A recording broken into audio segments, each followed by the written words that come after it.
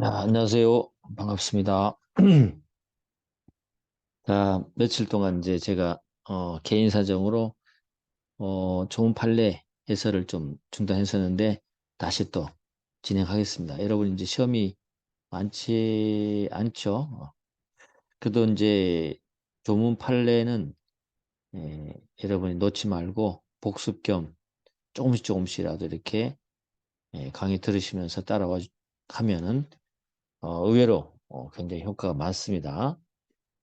자, 한번 제가 빠르게 해서 여러분에게 이제 회사법하고 끝내고, 보험 회상을 마무리하고 장충으로 가보도록 하겠습니다. 자, 일단 전환사채 부분이죠. 전환사채. 이 사채 그러면 이제 뭐, 기본적인 내용이 있겠지만, 이 특수사채, 그죠? 특수사채 중에는 전환사채와 신주인수권 사채 있죠? 인수권부 사채, 그죠?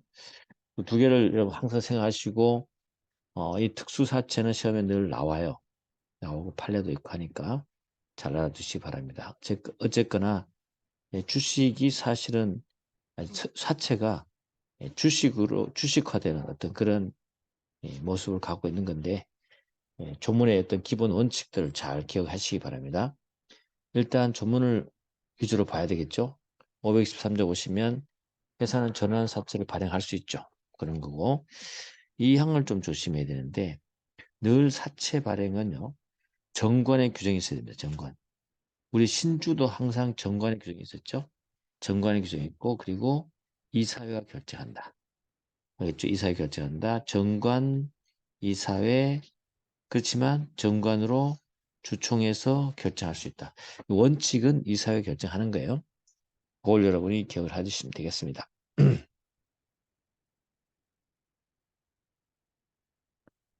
자, 그 다음에 사채 발행사항이 나오는데 이것도 슬쩍 보시면 돼요. 전환사채 총액, 전환의 조건, 그죠? 전환의 조건, 전환을 발행할 주식의 내용, 뻔하죠. 전환을 청구할 수 있는 기간, 전환 청구 기간이 필요하겠죠. 그 다음에 주주에게 전환사채의 인수권을 준다는 뜻하고 인수권의 목적인 전환사채액. 뭐 예를 들면 주주 외의 자에게 전환사채 발행하는 것 이런 것들에 대해서 기록해 주면 되겠죠. 됐습니다. 그 다음에 사망. 우리 이 항은 주주에게 전환사채 발행하는 거고 예외적으로 주주 외에 제3자에게 전환사채를 발행할 수 있거든요. 원칙은 주주에게 사채를 발행하는 거 맞습니다. 그 제3자에게 발행할 때는 정관의 규정이 없으면요. 정관의 규정이 없으면 주주총회 특별계로 정한다. 이게 제일 중요해요. 아까 봤던 것처럼 우리가 주주에게 줄 때는 어떻게 줬습니까? 정관, 그 다음에 이사회 결정이죠. 그죠? 이사회 결정이 기본이었잖아요. 그죠? 그런데 제3자에게 전환사채를 발행할 때는 정관의 규정이 없으면 주총의 특별계로로 결정한다는 거. 요거 비교하셔야 된다. 알겠죠? 그 외에 이제 그 외 추가적인 요건은 뭐 신재경 그래서 신기술 도입, 재무구조의 개선 등 회사의 경영상 목적 달성하기 위해서 하는 것이고요. 그렇게 보시면 돼요. 이렇게 해서 어, 2항하고 3항을 여러분이 좀 잘 비교를 하셔야 됩니다. 됐습니다. 여기는 그게 포인트니까 그 정도 알면 충분하다고 봅니다. 넘어가겠습니다. 자, 그 다음에 조문 문제는 여러분이 풀어보도록 하고요. 별거 없는 것 같고. 자, 그 다음에 전환사채와 관련해서 전환사채 인수권을 가진 주주의 권리. 그건 우리 신주에 대한 인수권하고 똑같습니다. 그죠? 1항 보시면 전환사채 인수권을 가진 주는 그가 가진 주식수에 따라서 다시 말하면 주주 평등 원칙에 따라서 배정된다는 것 알아주시면 됩니다. 나머지 크게 문제되지 않습니다. 그 다음에 전환사채 인수권을 가진 주주에게 최고하고 다시 말하면 실권 절차가 있어요. 이것도 마찬가지로 실권 절차. 우리 신주 발행할 때도 실권 절차를 했잖아요. 그죠? 동일해요. 그래서 일정 기일까지 전환사채 청약을 하지 않으면 권리를 잃는 뜻을 통지하는 거죠. 알겠죠? 그래서 만약 실권 통지를 하고 그 기일까지 청약을 하지 않으면 전환사채 인수권을 가진 자는 권리를 상실합니다. 그렇게 알아두시면 되겠습니다. 그다음에 이제 이와 관련해서 판례 기출이 하나 있는데 이런 게 있습니다.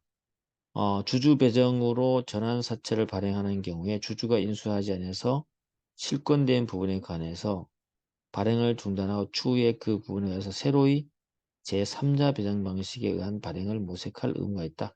그렇지 않아요. 이거 신주 인수권 줬던 거하고 똑같죠. 신주도 우리가 실권 절차를 거치고 어, 실권된 예, 신주 같은 경우는 어때요? 이 사회가 자유롭게 결정해서 우리가 재발행할 수 있는 거잖아요. 그죠? 발행할 수 있는 건데 사채도 마찬가지예요. 어, 새롭게 제3자 배정 방식에 따라서 그 절차를 다시 거쳐서 할 필요가 없어요. 자유롭게 할 수 있습니다. 자유롭게 발행할 수 있습니다. 그래서 실권된 부분에 대해서는 전환사채도 마찬가지로 자유롭게 다시 발행할 수 있다는 것을 말씀드리고 새롭게 제3자 배정 방식을 다시 거쳐가는 것은 아니다. 그거 알아두시면 되겠습니다. 그 다음에 전환사채 발행 절차는 그냥 보시면 되고 전환사채는 하나 여러분이 또 절차적으로 기억할 것이 반드시 전환사채는 등기합니다. 알겠죠? 등기합니다. 사채 전액도는 제1회 납입에 의한 납입이 완료된 날로부터 2주간 내에 본점 소재에서 전환사채 등기를 해야 한다. 알겠죠? 그렇게 알아둡니다. 근데 전환사채는 등기한다. 됐고요. 그 다음에 전환 청구 뭐 됐고요.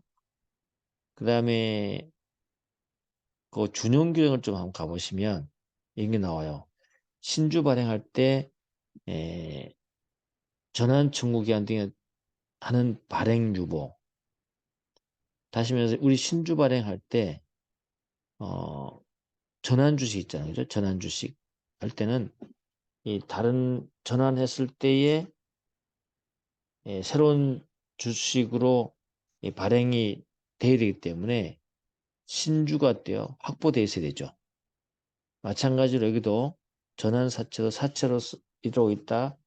전환권을 행사하게 되면 새로운 신주를 발행해 주기 때문에 그 신주가 발행이 유보되어 있어야 된다는 거죠. 그거 하나 기억을 해 두시고 그래서 전환 청구 기한 등의 신주 발행할 만큼 유보하고 있어야 된다. 그리고 신주 발행 유지청권도 여기 그대로 준용돼요. 그러니까 전환 사채 발행 유지청권이 인정된다는 거죠. 그다음 불공정한 가액으로 전환 사채를 인수한 자의 책임도 동일하게 적용된다. 그 다음에 이사의 회사에 대한 책임. 전환을 해서 발행 주식의 발행 가액 금액은 똑같다는 거죠. 그만큼 전환 전 사채 금액하고 전환 후 발행되는 주식 발행 가액은 같아야 되겠죠. 그죠? 예, 그런 의미를 갖고 있다. 그래서 신주와 관련된 내용은 그대로 다 가지고 있다는 걸 알아주시면 되겠습니다. 자, 그렇게 해서 전문 내용도 여러분이 풀어보시면 됩니다. 그 이제 6번 한번 보시면 6번 한번 보시면 우리가 이제 전환 사채와 신주 인수권 사채를 하나 비교해야 되는 부분이 바로 그거죠. 6번 보시면 신주 발행 가액의 총액은 전환 사채의 경우는 어때요? 전환 사채 발행 가액과 똑같아야 돼. 그렇죠? 신주 발행 총액은 전환 사채 발행 가액 똑같아야 돼. 여기에서 여기 전환 사채에서 바로 신주로 전환되는 거잖아요. 여기 총액이 1억이다. 여기도 1억이 돼야 되는 거죠. 전환권 형성권에서 바로 넘어가는 거니까. 그 다음에 신주인수권 사채 같은 경우는 신주를 인수하는 거잖아요. 그죠? 그때는 신주 사채 금액을 초과하지 범위 내에서 조정이 가능하다. 그건 뭐냐면 신주가 만약에 1억 있다. 뭐야. 아, 신주 인수권부 사채가 있다. 그죠? 합시다. 그럼 회사가 신주를 발행할 때, 그죠? 이 신주를 인수를 어떻게 할 거냐? 요 사채 금액 범위 내에서 5천만 원으로도 할 수 있는 것이고, 그렇죠? 신주를 다 인수할 필요는 없어요. 그런 의미에서 이거 달라요. 요거와 요거는 같아야 되지만 요거는 이렇게 조정이 가능합니다. 조정. 알겠죠? 조정이 가능하다. 그거 하나 좀 비교해서 알아두시면 좋겠어요. 좋은 문제로. 그래서 대표적으로 전환사채와 신주인수급부 사채의 조문상 차이 나는 점입니다. 그죠? 그렇게 해 주시면 되겠네요. 자, 나머지 넘어가도록 하고요. 판례 기출 가보시면 전환사채 발행의 경우에도 신주 발행 무효수에 관한 규정이 유추정됩니까? 유추정됩니다. 됐죠? 근데 요 2번 판례 같은 경우는 좀 틀린 거죠? 어, 상법상 전환사채 발행 무효의 주장 방법으로 전환사채 발행 무효수가 명문으로 인정되고 있고 구체적인 내용에 관해서 신주 발행 무효수가 하나를 주장하고 있다. 근데 우리가 그 조문 내용 자체가 규정이 없죠? 규정이 없습니다. 없어서 우리가 유추정하는 거니까 그렇게 보시면 될 것 같고 3번 가보시면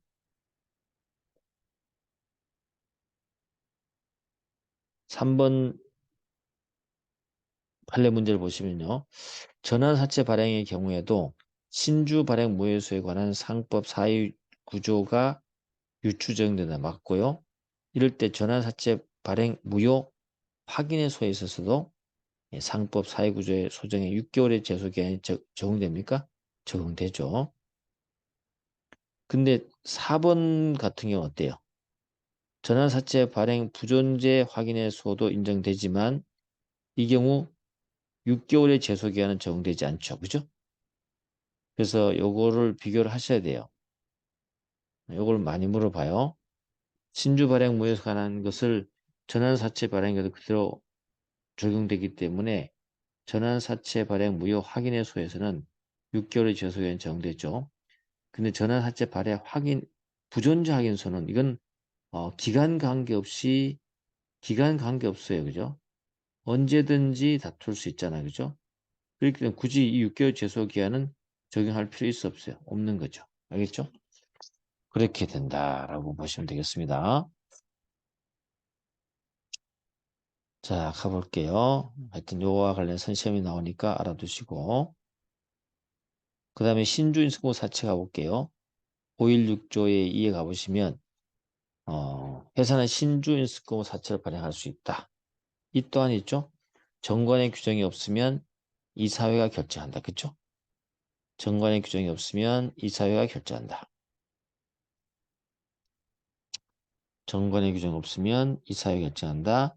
물론 정관으로 주총해서 결정하도록 할 수 있다. 이렇게 하는 것이고 그 다음에 신주인수고 사채 발행 사항도 뭐 그 총액 그죠 신주인수고 내용 또 요거 조심해야 되죠. 신주인수권만을 양도할 수 있는 권에 관한 사항을 적어야 된다.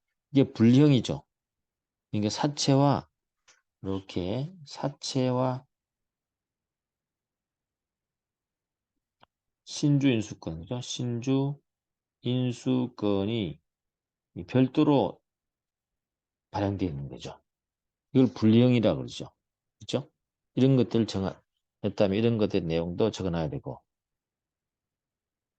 그 다음에 신주 인수권을 행사하는 자에 청구했을 때는 신주 인수권 사채에 가름해서 발행가액으로 납입이 가능하다는 거. 그게 뭐예요? 대용권 있잖아요. 대신 사채금을 받는 대신에 그걸 대신에 그죠? 신주를 받는 거죠. 납입을 자기 사채 받을 금액을 넣는다는 뜻이에요. 그죠? 그렇게 알아두시면 된다. 뭐 그런 것들을 적어야 된다. 라고 정하면 충분해요. 정문 문제. 그 다음에 3번 가보시면 각 신주 인수권부 사채에 부여된 신주 인수권 행사로 인해서 발행할 주식의 발행가액 합계액은 초과할 수 없다. 신주 인수권부 사채 금액을 초과할 수 없다. 요거 아까 봤잖아요. 우리가 요거요. 그래서 발행할 주식의 발행가액의 합계액은 각 신주 인수권 사채 금액을 초과할 수 없다니까 이 발행가액 아래로 그죠? 조정할 수 있다는 거죠. 그래서 신주 발행가액의 합계액을 만약에 5천이다. 신주 사채 금액이 만약에 6천이다. 그렇죠? 이렇게 됐을 때 신주 인수권 사채 금액을 발행할 주식 발행가액의 합계액보다는 너무 초과할 수 없는 거죠. 그래서 신주 인수권 인수를 할 때 6천 다로 인수할 수도 있고 6천보다 아래로 인수할 수 있다는 뜻이지 신주 인수권 사채 금액을 초과해서 주식을 인수할 수는 없다는 뜻이 알겠죠? 그거 알아두시고 여기도 마찬가지로 신주 인수 사채도 주주 외의 자격이 발행할 때는요. 정관으로 주총의 특별결을 거친다는 거 알아두셔야 돼요. 알겠죠? 그 두 가지를 여러분이 전환사채와 신주 인수 사채의 중요한 내용임을 기억해 주시기 바랍니다. 자, 그렇게 보시면 될 것 같고 그 다음에 신주 인수권 사채 인수권을 가진 주주에 대한 최고 여기 또한 똑같아요. 실권 절차 필요하다는 것이고 이때 에, 분리형 발행이나 대용권을 인정한 때도 그 내용을 통지해 줘야 돼요. 이게 좀 다른 거죠. 그죠? 그렇게만 1항 정도 알아두시면 될 것 같고 그 다음에 신주 인수권 증권 발행 이거는 뭐 시험과 관계없이 알아둔다면 신주 인수권만을 양도할 수 있는 것은 다시 말해서 신주 인수권만 별도로 발행을 분리해서 할 수 있다고 그랬죠. 그래서 신주 인수권만 양도할 수 있습니다. 이건 이제 분량이 돼야 되겠죠. 그래서 신주 인수권도 마침 발행됐다면 신주 증권의 교부에서 넘어갑니다. 그리고 주식처럼 이것도 점유한 자는 적부한 소진에 추정되고요. 주식하고 똑같습니다. 알겠죠? 주식하고 똑같이 유가증권을 봅니다. 단지 유통기한이 예, 다를 뿐이죠.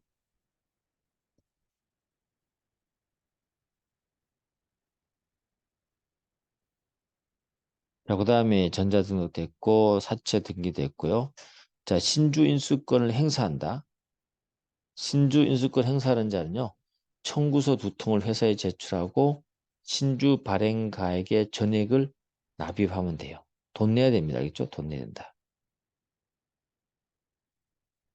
넘어가고 그 다음에 주주가 되는 시기다. 주주가 되는 시기는 언제일까요? 신주 인수권 행사한 자는 신주 발행가액 전액을 납입한 때 주주가 되는 거예요. 우리 전환사채는 어때요? 행사하면 바로 원하는 주식으로 전환되어 버리기 때문에 그때 주주가 되죠. 근데 신주 인수권 행사한 자는 신주 인수 청약을 하고 인수를 해야 됩니다. 알겠죠? 인수를 해야 되니까 인수가 뭡니까? 신주 발행 가액의 전액을 납입하면 그때 주주가 돼요. 알겠죠? 그겁니다. 그래서 주주가 되는 시기 신주를 인수하고 대금을 납입해야 됩니다. 그게 굉장히 중요한 것이고요. 그래서 그 밑에 뭐 문제를 하나 보시면 사채의 전환권과 신주인수권의 형성권이죠. 원칙적으로 신주 효력 발생 시기는 전환 사채의 경우는 사채권자 회사에 전환을 청구한 때고 이게 맞아요. 근데 신주인수권부 사채의 경우는 사채권자 회사에게 신주인수권 행사한 때가 아니에요. 알겠죠? 인수권 행사하는 게 중요한 거 아니고 신주 발행 가액을 전액 납입했을 때 주주가 되는 거예요. 그거 알아두시고 그다음에 이제 뭐 준용적 있죠. 신주 발행 시 전환 청구기한 등에 대한 발행 유보, 신주 발행 유의청구권, 부공정한 가액으로 주식 인수한 자의 책임 등등이 있습니다. 자, 넘어가셔가지고 이 정도 이렇게